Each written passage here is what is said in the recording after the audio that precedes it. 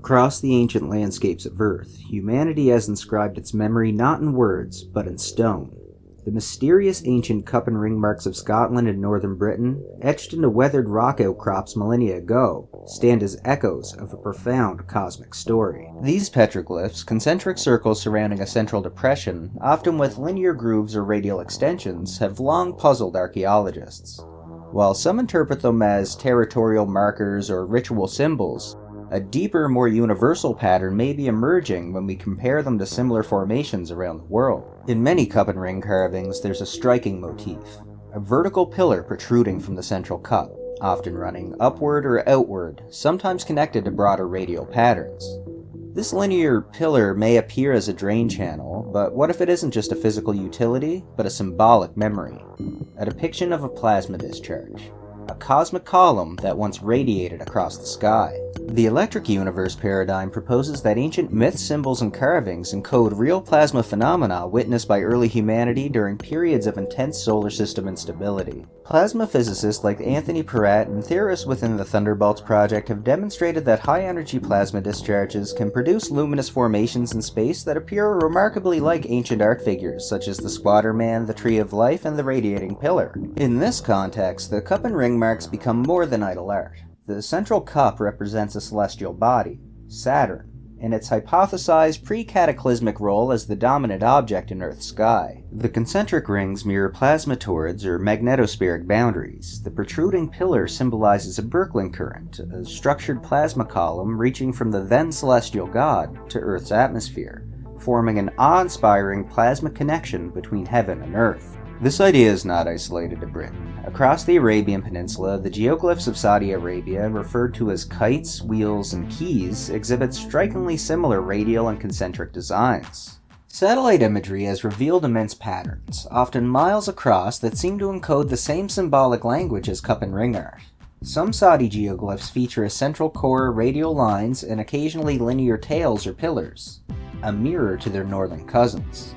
The fact that such patterns are found across continents and across time implies a common experience, not localized ritual.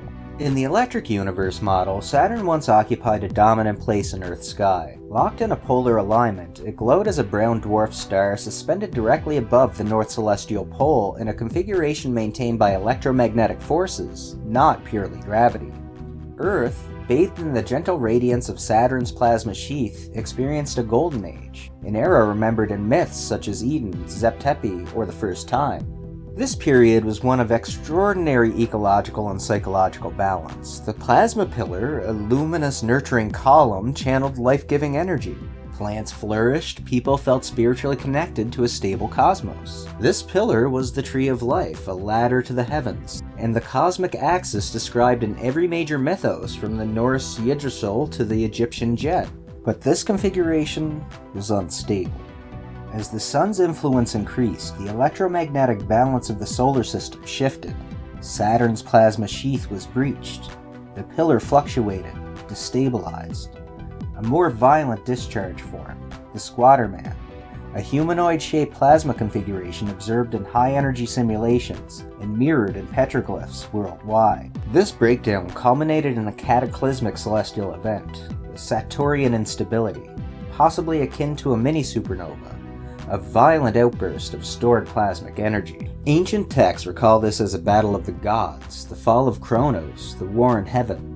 The Sumerians preserved these memories in epics and symbols, the winged sun disk representing a radiant object expelling energy and flanked by wings. The well of Santa Cristina in Sardinia echoes the design of a cosmic vortex with descending concentric rings and a view of the heavens above. It's an architectural echo of the cup and ring pattern, carved not into open stone but into the earth itself, looking upward toward the old god. Similarly, the Kofun burial mounds of Japan with their keyhole shape combine circular and linear elements that reflect the same template, a celestial center with a protruding axis, a memory encoded in land. These symbols point to a time when humans tried desperately to preserve a story too immense for language. They etched it into the earth, scratched it onto stone, aligned their monuments to the gods who once sat still in the sky. They tried to remember the celestial pillar, the radiant god, and the plasma tree that fed their world. The sheer geometry of cup and ring marks in Scotland, geoglyphs in Arabia, sacred wells in Europe, and tombs in Asia speaks to a global coherence of memory. It's possible that all of these were the result of isolated cultures inventing arbitrary shapes. It's also possible that they were witnesses to a plasma-drenched sky, responding to a celestial event that shaped their world, their myths, and their fears. Their gods were planets, their heavens alive with glowing filaments and radiant crowns. The descent into chaos, the wrath of gods, and the flood of flame were all recorded, not in books, but in enduring symbols. Today, plasma physics and global archaeology are beginning to converge. When we read the cup and ring marks not as symbols of land or tribe, but as sacred diagrams of celestial mechanics, we unlock a hidden layer of history, one in which the cosmos itself was alive, radiant, and terrified.